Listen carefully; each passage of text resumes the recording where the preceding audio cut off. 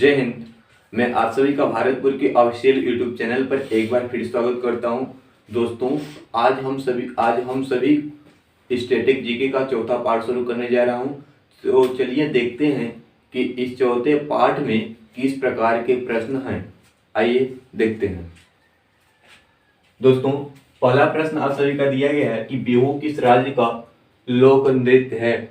मतलब कि बिहू किस राज्य का लोक नृत्य है। ऑप्शन आप सभी का दिया गया है असम, दूसरा दिया गया है गुजरात, तीसरा दिया गया है केरल और चौथा दिया गया है उत्तर प्रदेश। तो आप लोग आंसर करेंगे कि बिहू किस राज्य का लोक नृत्य है। उसी प्रकार यदि हम बात करें गुजरात की, तो गुजरात का लोक नृत्य क्या क्या होता है। गरबा, क्या होता है, गरबा और दांडिया, क्या होता है, दांडिया।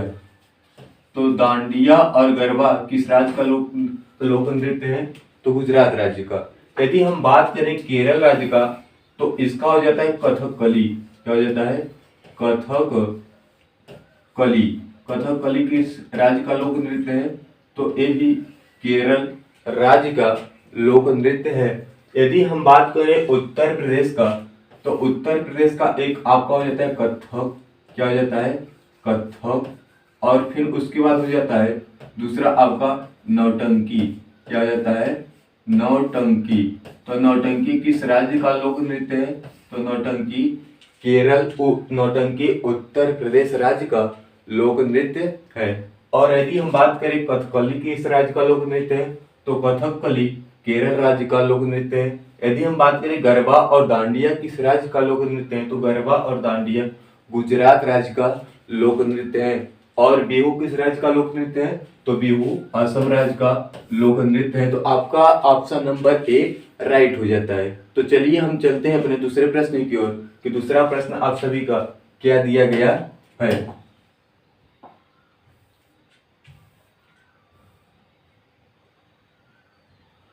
दोस्तों, दूसरा प्रश्न आप सभी का दिया गया है कि कोणार्क में एक सूर्य मंदिर है। कोणार्क का सूर्य मंदिर किस राज्य में स्थित है। तो आप लोग आंसर करेंगे दूसरे प्रश्न का कि कोणार्क का सूर्य मंदिर किस राज्य में स्थित है। पहला दिया गया है राजस्थान, दूसरा दिया गया है गुजरात, तीसरा दिया गया है महाराष्ट्र और तीसरा दिया गया उड़ीसा और चौथा दिया गया है महाराष्ट्र। तो आप लोग आंसर करेंगे कि कोणार्क का सूर्य मंदिर किस राज्य में स्थित है। यदि हम बात करें गुजरात राज्य का, तो ये हो जाता है सोमनाथ मंदिर। क्या हो जाता है, सोमनाथ मंदिर। सोमनाथ मंदिर किस राज्य में है, तो सोमनाथ मंदिर गुजरात राज्य में है। किस राज्य में, गुजरात राज्य में स्थित है सोमनाथ मंदिर। यदि हम बात करें महाराष्ट्र, तो एलिफेंटा, कौन सी गुफा, एलिफेंटा और एलोरा। तो एलिफेंटा और एलोरा की गुफा किस राज्य में स्थित है, तो एलिफेंटा और एलोरा की गुफा महाराष्ट्र राज्य में स्थित है। यदि हम बात करें कि क्षेत्रफल की दृष्टि से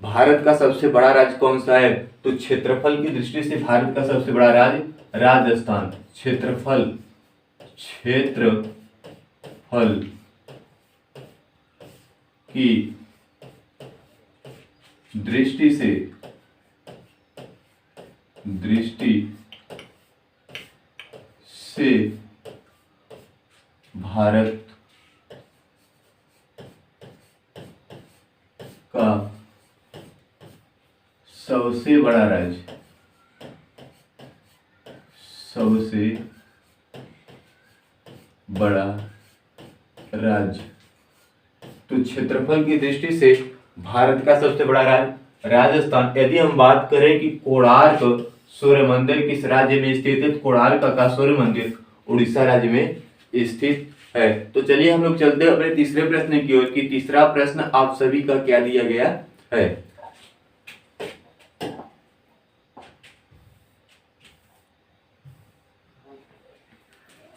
तो चलिए दोस्तों, हम लोग चलते हैं अपने तीसरे प्रश्न की ओर कि तीसरा प्रश्न हम सभी का क्या दिया गया है।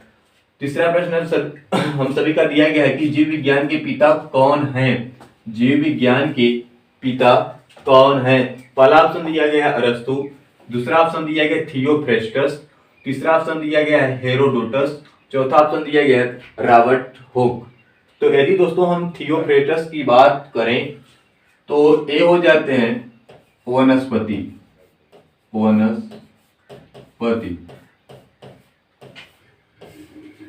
विज्ञान के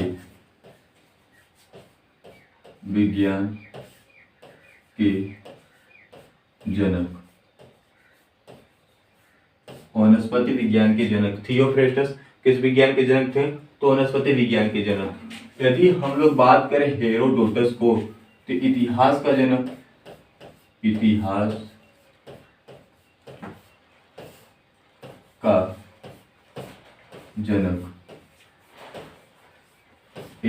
का जनक हेरोडोटस। और रॉबर्ट हुक कौन थे? तो एक कोशिका की खोज किए थे, कोशिका की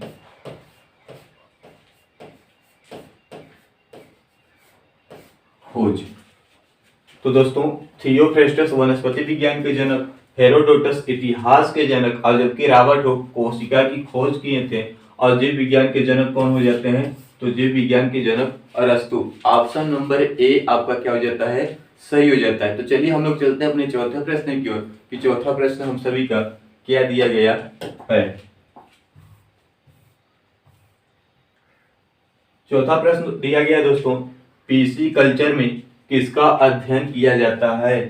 पीसी कल्चर में किसका अध्ययन किया जाता है? पहला दिया गया है मछलियों का, दूसरा दिया गया है रेशम का, और तीसरा दिया गया है फूल का, और चौथा दिया गया है आपका अंगूर का। यदि हम लोग बात करें फूल का तो फूल का अध्ययन फ्लोरिकल्चर कहलाता है। क्या कहलाता है? फ्लोरिकल्चर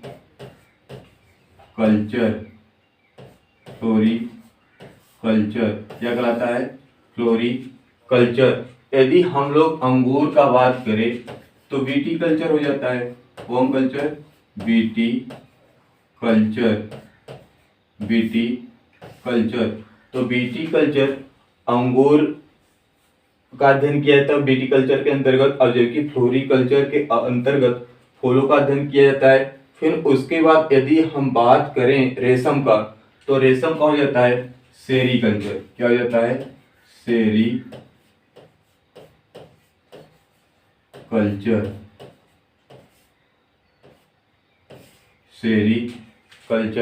तो सेरीकल्चर के अंतर्गत रेशम का अध्ययन किया जाता है, जबकि पीसी कल्चर के अंतर्गत मछलियों का अध्ययन किया जाता है। किसका अध्ययन किया जाता है? मछलियों का अध्ययन किया जाता है। तो आपका ऑप्शन नंबर ए क्या हो जाता है? सही हो जाता है। तो चलिए दोस्तों हम लोग चलते हैं अपने पांचवें प्रश्न की ओर कि पांचवा प्रश्न हम सभी का क्या दिया गया है। दोस्तों पांचवा प्रश्न आप सभी का दिया गया है कि सुंदरवन राष्ट्रीय उद्यान भारत की किस राज्य में स्थित है? मतलब कि सुंदरवन डेल्टा किस राज्य में स्थित है? तो हम लोग ऑप्शन देखेंगे तो पहला दिया गया पश्चिम बंगाल, दूसरा दिया गया आसाम, तीसरा दिया गया बिहार, और चौथा दिया गया है उत्तराखंड। यदि हम लोग उत्तराखंड की बात करें तो फूलों की घाटी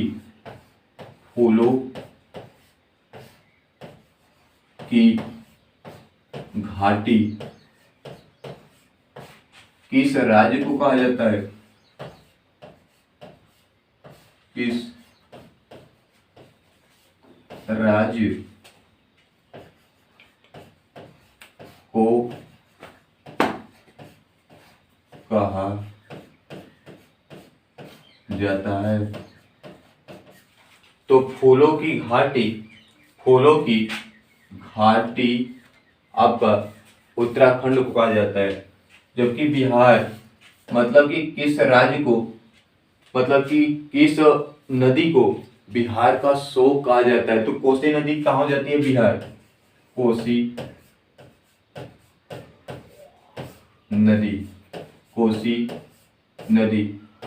नदी बिहार राज्य में स्थित है। इसे बिहार का शोक कहा जाता है। क्या कहा जाता है? बिहार का शोक कहा जाता है। और जबकि आपका सुंदरवन राष्ट्रीय उद्यान भारत किस राज्य में है?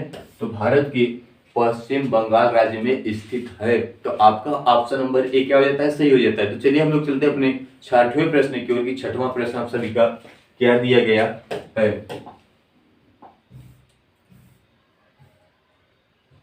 दोस्तों 60वां प्रश्न आप सभी का दिया गया है, बंगाल विभाजन कब और किसके शासनकाल में हुआ था? बंगाल विभाजन कब और किसके शासनकाल में हुआ था? तो हम बता दे रहे हैं आप सभी को कि 16 सितंबर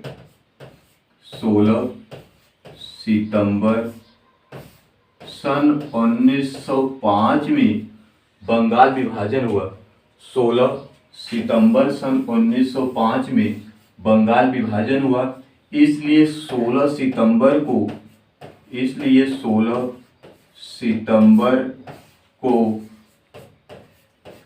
शोक दिवस मनाया जाता है।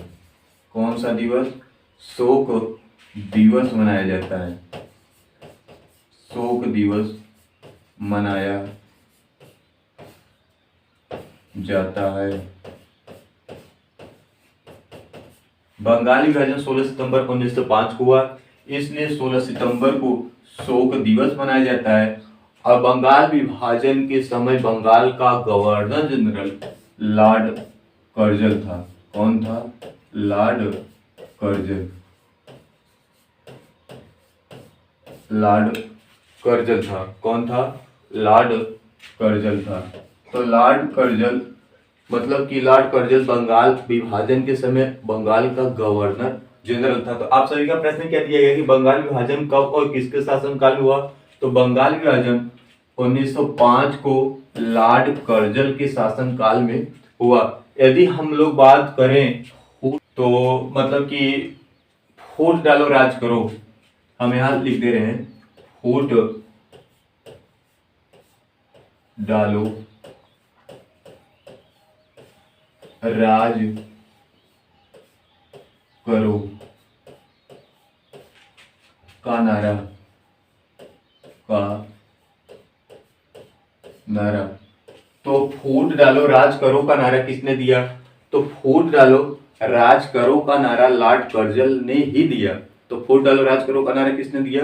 तो फूट डालो राज करो का नारा लॉर्ड कर्जन ने दिया। बंगाल विभाजन कब हुआ? तो बंगाल विभाजन 16 सितंबर 1905 को हुआ। उस समय बंगाल का गवर्नर जनरल लॉर्ड कर्जन था। और बंगाल विभाजन 16 सितंबर 1905 को हुआ, इसलिए 16 सितंबर को शोक दिवस मनाया जाता है। तो चलिए हम लोग चलते हैं अपने 7वें प्रश्न की ओर कि 7वां प्रश्न आप सभी का क्या दिया गया है। तो दोस्तों 7वां प्रश्न आप सभी का दिया गया है कि मालदीव की मुद्रा का नाम क्या है? मतलब कि जैसे कि भारत देश में रुपये चलता है, उसी प्रकार मालदीव में कौन सी मुद्रा चलती है, हम लोगों को यही बताना होगा। तो मालदीव की मुद्रा का नाम क्या है? पहला दिया गया टका। क्या दिया गया है? टका। तो टका आपका हो जाता है बांग्लादेश। क्या हो जाता है? बांग्लादेश। तो बांग्लादेश की मुद्रा का नाम टका। फिर उसके बाद दिया गया है रियाल। क्या दिया गया है? रियाल। तो ईरान क्या हो जाता है? ईरान की मुद्रा का नाम क्या है? रियाल है। क्या है? रियाल है। और उसके बाद आपका दिया गया है डॉलर। क्या दिया है? डॉलर। तो डॉलर आपका हो जाता है अमेरिका का। क्या हो जाता है? अमेरिका। तो अमेरिका में क्या चलता है? डॉलर चलता है। फिर उसके बाद रियाल कहाँ चलता है? ईरान। फिर उसके बाद बांग्लादेश में क्या चलता है? टका। और मालदीव की मुद्रा का नाम क्या हो जाता है? रुपया हो जाता है। क्या हो जाता है? रुपया हो जाता है। तो आपका ऑप्शन नंबर बी क्या हो जाता है? सही हो जाता है। आपका 7वें प्रश्न का ऑप्शन नंबर बी क्या हो जाता है? सही हो जाता है। चलिए हम लोग चलते हैं अपने 8वें प्रश्न की ओर कि 8वां प्रश्न हम सभी का क्या दिया गया है। दोस्तों 8वां प्रश्न दिया गया है कि सिरका का रासायनिक नाम क्या है? सिरका का रासायनिक नाम क्या है? आप लोगों को बताना होगा कि सिरका का रासायनिक नाम क्या है। पहला दिया है कार्बोहाइड्रेट, दूसरा दिया गया कैल्शियम कार्बोनेट, और फिर उसके बाद तीसरा दिया गया कार्बामाइड, और उसके बाद चौथा दिया गया है एसिटिक एसिड। यदि हम लोग कैल्शियम कार्बोनेट की बात करें तो उसका सूत्र हो जाता है CaCO3 कैल्शियम कार्बोनेट। इसे कहते हैं संगमरमर। क्या कहते हैं? संगमरमर को कहते हैं कैल्शियम कार्बोनेट। कार्बामाइड का फार्मूला हो जाता है NH2CO। इसका व्यापारिक नाम हो जाता है आपका यूरिया। क्या हो जाता है? यूरिया। तो यूरिया का रासायनिक नाम कार्बामाइड, व्यापारिक नाम यूरिया, रासायनिक सूत्र NH2CO NH2। यदि हम लोग एसिटिक एसिड का बात करें, मतलब कि एसिटिक अम्ल का बात करें, तो CH3COOH इसका फार्मूला जाता है, जबकि इसका व्यापारिक नाम सिरका हो जाता है। क्या हो जाता है? सिरका। और जबकि इसका रासायनिक नाम एसिटिक एसिड। तो पूछा गया है कि सिरका का रासायनिक नाम क्या है, तो सिरका का रासायनिक नाम एसिटिक एसिड है। क्या है? Acetic acid. और इसका फार्मूला CH3COOH हो जाता है। तो चलिए हम लोग चलते हैं अपने 9वें प्रश्न की ओर।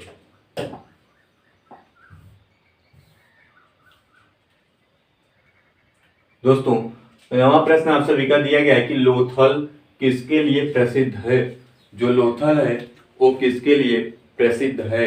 तो आपका ऑप्शन ए दिया गया काली चूड़ियों के लिए, बी दिया गया है मृतकों का टीला के लिए, सी दिया गया है प्राचीन इतिहास के लिए, डी दिया गया है प्राचीन बंदरगाह के लिए। तो आप लोग बताएं कि लोथल जो है वो किसके लिए प्रसिद्ध है। तो चलिए हम लोग चलते हैं अपने ऑप्शन की ओर कि आपका ऑप्शन क्या क्या दिया गया है और कौन सा ऑप्शन राइट हो जाता है। तो लोथल जो दिया गया है, लोथल प्राचीन बंदरगाह के लिए प्रसिद्ध है।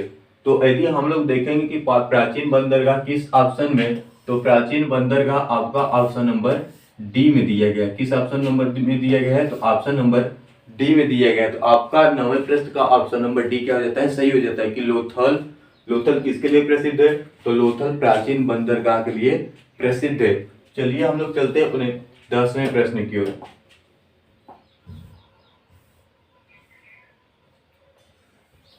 दोस्तों, 10वां प्रश्न आप सभी का दिया गया है कि जैन धर्म के संस्थापक माने जाते हैं। जो जैन धर्म था उसके संस्थापक कौन थे? आप लोगों को बताना होगा कि जैन धर्म के संस्थापक कौन है। यदि हम लोग बात करें ऋषभ देव को, तो ऋषभ देव जैन धर्म के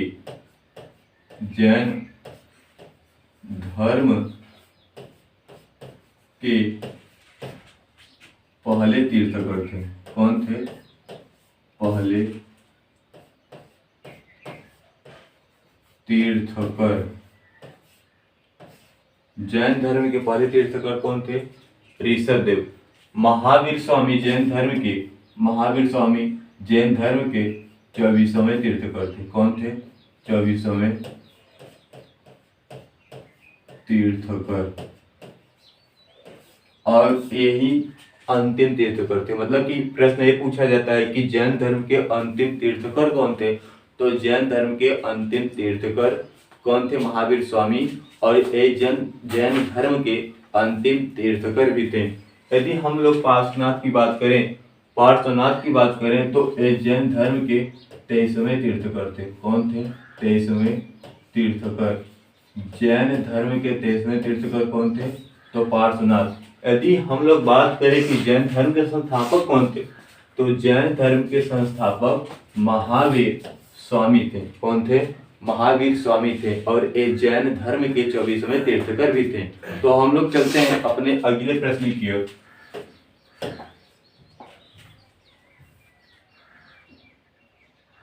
दोस्तों, आपका 11वां प्रश्न दिया गया है कि थल सेना, फिर आपका कुछ यहाँ गलती हो गया, थल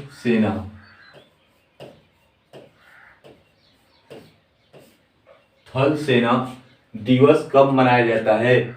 आप लोग बताइए कि थल सेना दिवस कब मनाया जाता है। पहला दिया गया है 15 जनवरी, दूसरा दिया गया है 10 जनवरी, तीसरा दिया गया है 22 अप्रैल, चौथा दिया गया है 12 फरवरी। तो थल सेना दिवस कब मनाया जाता है? आप लोग बताइए कि थल सेना दिवस कब मनाया जाता है। तो थल सेना दिवस 15 जनवरी को मनाया जाता है। कब मनाया जाता है? 15 जनवरी को मनाया जाता है। तो आपका ऑप्शन नंबर ए 11वें प्रश्न का क्या हो जाएगा? सही हो जाएगा। तो चलिए हम लोग चलते हैं अपने अगले प्रश्न की ओर कि अगला प्रश्न आप सभी का क्या दिया गया है। दोस्तों, आपका 12वां प्रश्न दिया गया कि सबसे पुराना वेद कौन सा है। जो सबसे कुल वेदों की संख्या की हम लोग याद करें तो कुल वेदों की संख्या कितनी, 4 हैं। तो इसमें पूछा गया कि सबसे पुराना वेद कौन था। तो सबसे पुराना वेद आप सभी का था ऋग्वेद। कौन था? ऋग्वेद। तो आपका 12वें प्रश्न का ऑप्शन नंबर बी क्या हो जाता है? सही हो जाता है। क्या हो जाता है? सही हो जाता है। तो चलिए हम लोग चलते हैं 13वें प्रश्न की ओर कि 13वां प्रश्न आप सभी का क्या दिया गया है।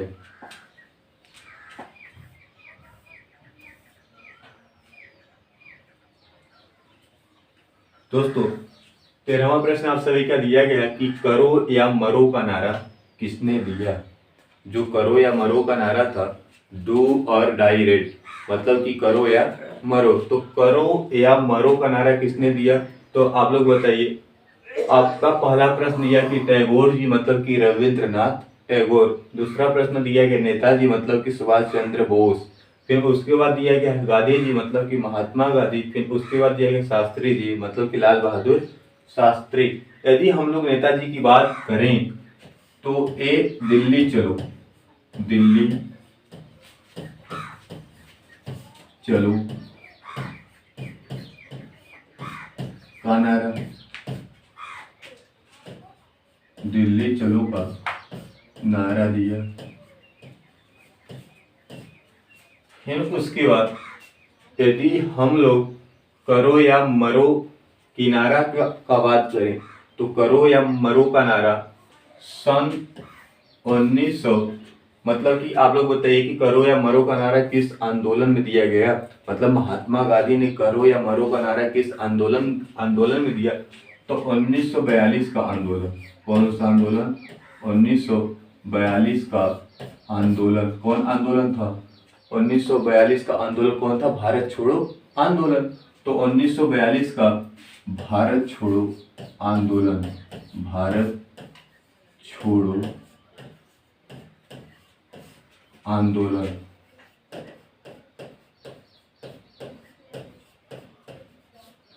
तो भारत छोड़ो आंदोलन में महात्मा गांधी ने करो या मरो का नारा दिया। तो आपका ऑप्शन नंबर सी क्या हो जाता है? सही हो जाता है।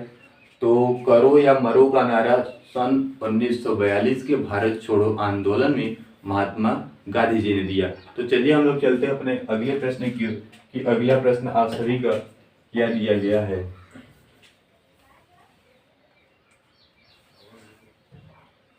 दोस्तों, अगला प्रश्न आप सभी का दिया है कि दूध की क्रांति किससे संबंधित है। दूध की क्रांति किससे संबंधित है। यदि हम कुछ प्रश्न आपसे पूछे कि लाल क्रांति, लाल क्रांति, लाल क्रांति, तो लाल क्रांति किससे संबंधित है आप लोग ये बताइए। फिर उसके बाद गुलाबी क्रांति, गुलाबी क्रांति किससे संबंधित है ये भी आप लोग बताइए।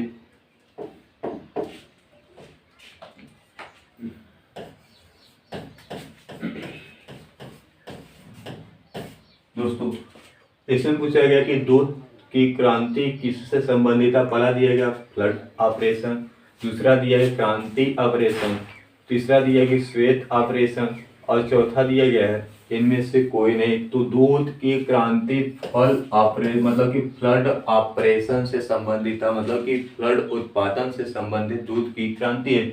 लाल क्रांति आपका आ जाता है टमाटर, टमाटर और मांस क्या रहता है? टमाटर और मांस। और जबकि गुलाबी क्रांति क्या हो जाता है? झींगा उत्पादन। कौन सा उत्पादन? झींगा पालन, झींगा पालन। तो झींगा पालन गुलाबी क्रांति, टमाटर और मांस लाल क्रांति, और जबकि फ्लड उत्पादन दूध की क्रांति से संबंधित है। तो चलिए हम लोग चलते हैं अपने अगले प्रश्न की ओर कि अगला प्रश्न आप सभी का क्या दिया गया है। दोस्तों, अगला प्रश्न आप सभी का दिया कि न्यूट्रॉन क्या हो जाता है? न्यूट्रॉन, न्यूट्रॉन की खोज किसने की? आप लोग बताइए कि जो न्यूट्रॉन होता है और न्यूट्रॉन की खोज किसने किया था। आप लोग बताइए। पहला दिया गया थॉमसन, दूसरा दिया गया है रदरफोर्ड, तीसरा दिया गया है जेम्स चैडविक और चौथा दिया गया है इनमें से कोई नहीं। आप लोग बताइए कि न्यूट्रॉन की खोज किसने की। तो जो न्यूट्रॉन था, न्यूट्रॉन कण की खोज जेम्स चैडविक ने दिया। किसको न्यूट्रॉन की खोज किसने किया। तो न्यूट्रॉन की खोज जेम्स चैडविक ने किया। तो आपका ऑप्शन नंबर सी क्या हो जाता है, सही हो जाता है। तो 15वें प्रश्न का आपका ऑप्शन नंबर सी क्या हो जाता है, सही हो जाता है। तो दोस्तों आज तक के लिए सिर्फ इतना ही। मिलते हैं आप अपने नेक्स्ट वीडियो में, तब तक के लिए जय हिंद।